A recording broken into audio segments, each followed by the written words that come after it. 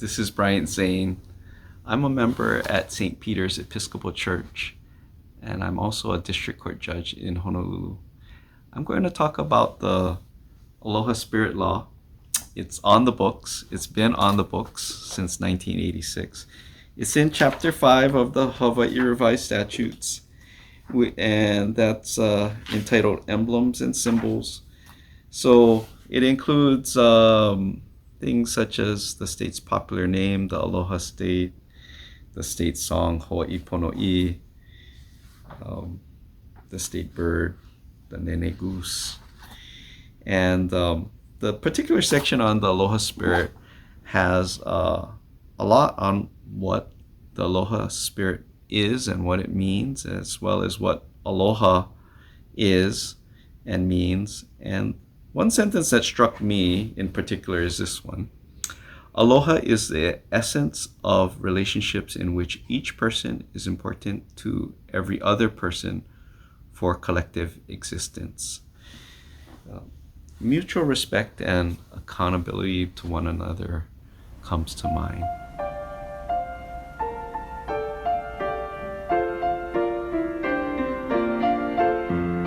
Since the greater topic is on racial reconciliation, I wanted to talk about two criminal cases from Hawaii's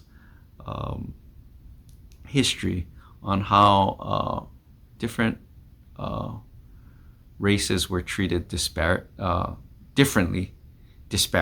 in the criminal justice system in Hawaii. The first one is well known. It's the Massey case from 1932. It's actually two cases. The first is where Thalia Massey, a haole woman, the wife of a naval officer, accused 5 local men of Hawaiian, Japanese, and Chinese ancestry of assaulting her and raping her. They stood trial. The jury was unable to deliver a unanimous verdict, and a mistrial was declared. Now, before the 5 men could be retried, Thalia Massey, her husband, her mother, and 2 other naval officers kidnapped one of the defendants, Joseph Kahahawai, and ultimately shot him.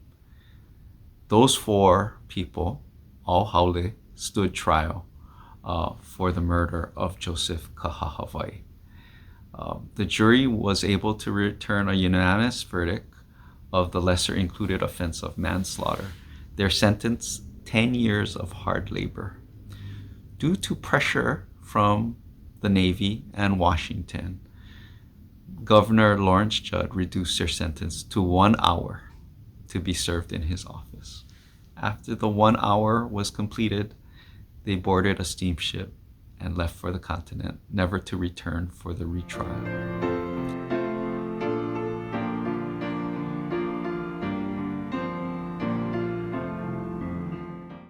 Compare that to the case of Miles Fukunaga from 1928.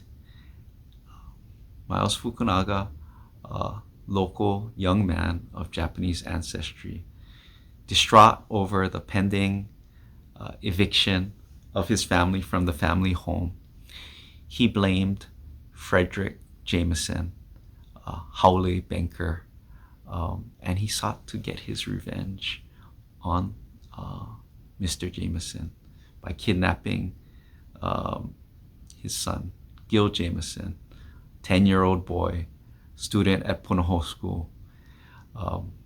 He planned kidnap, and he got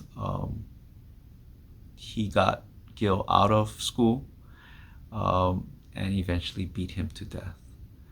A ransom note was given to the Jamesons.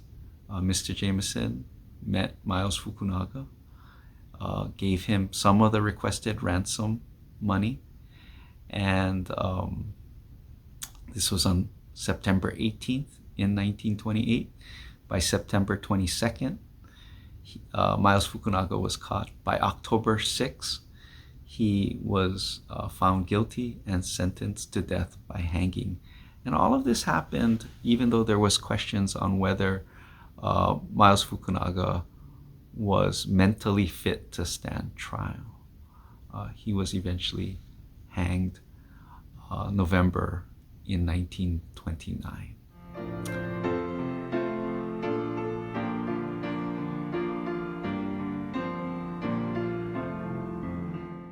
I want to get back to the Aloha Spirit Law.